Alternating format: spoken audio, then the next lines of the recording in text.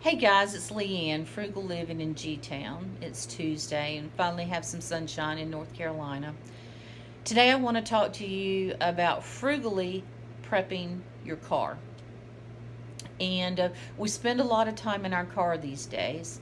And since you spend a lot of time in your car, you also increase your chances of something happening to you while in your car that you may not have planned on. So if you can prep your car like you prep your home, I think you are better off.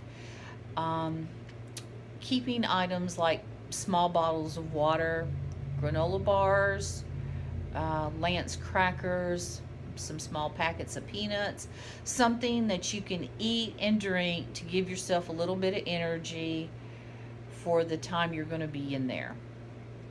I would suggest getting like a small shoebox, and inside that put some medications that you possibly could need, like band aids, gauze, some neosporin, Tylenol, ibuprofen, allergy medicines, some of those like Salonpas heat patches, anything that you might think that you need when you're at home, a smaller version of that for your car. I would suggest trying to get a metal coffee can. After you have drank your coffee, wash it out, and inside the coffee can, put a few votive candles. Get you a little glass, the glass votive holder, and then votive candles, and a lighter. And this can be a source of heat. Just put the candle in the votive holder inside the metal coffee can and then light it up. That gives you just a tad bit of heat when you don't want to run your car, use up your gas.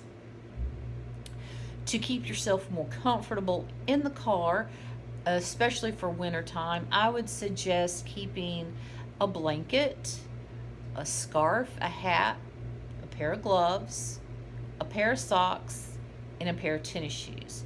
And the socks and tennis shoes can also come in handy even if you're not stuck in the middle of winter, but your car's broken down on the side of the road and you got a mile to walk to get anywhere. You're out in the middle of nowhere. It's going to take forever for anybody to come help you, especially for women. If you're anywhere where you were in a pair of dress shoes, those dress shoes are going to kill your feet. Take the dress shoes off, put on your socks, put on the shoes, and start walking. Trust me, you'll love that idea. Uh, Always do your best to try to keep a half a tank of gas in the car at all times. This is easier said than done, I know, especially for those of us who may have to wait until payday to fill up our gas. Just try your best to keep half a tank of gas. You just have no earthly idea when you're going to be stuck in your car in traffic for a long period of time. My husband and I, a few years ago, were stuck in a snowstorm leaving work to get home. And from my husband's office to when we got home was 5 hours. And on a regular day, it's like 20 minutes. And so, really, if you only have a little bit of gas in your car, it ain't going to work. Also, pay attention to the forecast. If, like North Carolina, they talk about hurricanes at least a week out before they hit. Snowstorms usually don't just pop up on you. They'll talk about the possibility of snow for a couple of days. So if you've got the chance, fill up sooner rather than later. Be prepared. Just try to get to the gas station before everybody else gets there, because you don't want to be in a line. You don't want to be the car that, oh my goodness, car in front of you just got the last tank of gas. Sorry, we don't have it. So pay attention to your forecast. Listen to what the news people tell you could possibly be. I mean, the worst that's going to happen, you got a full tank of gas and you don't need it. Hey, that's not so bad. But just consider your car your mini home, since we do spend so much time in it. And what do I need in my mini home if I have to spend hours upon hours here to make myself safe? Safety is priority, and comfortable. And just think of those two things. We all have different needs, we all have different wants. And so this is not a one size fits all, but I do think it's something that we all could implement.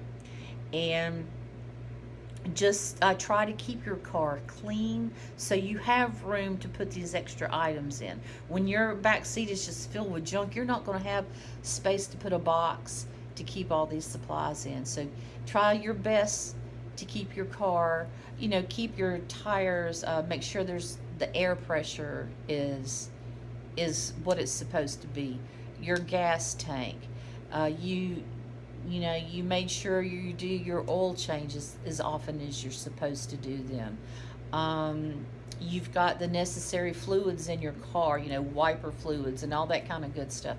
Keep up with the regular maintenance on the car, and then keep your car prepared at all times. Remembering, though, that by keeping your small emergency kit that may or may not have medications in it, because it's in your car, it's going to be subject to extreme heat and extreme cold.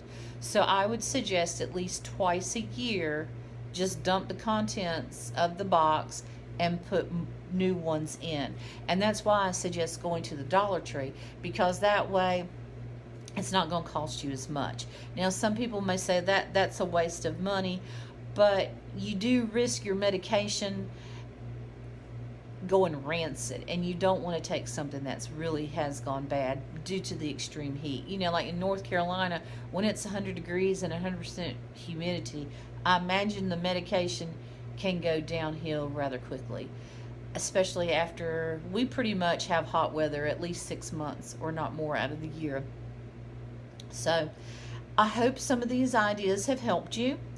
If they have, click like, and in the comments section tell me what you do to prep your car, and you may have some great ideas that I've never thought of. So I hope you guys have a really great day, and talk to you later. Thanks. Bye.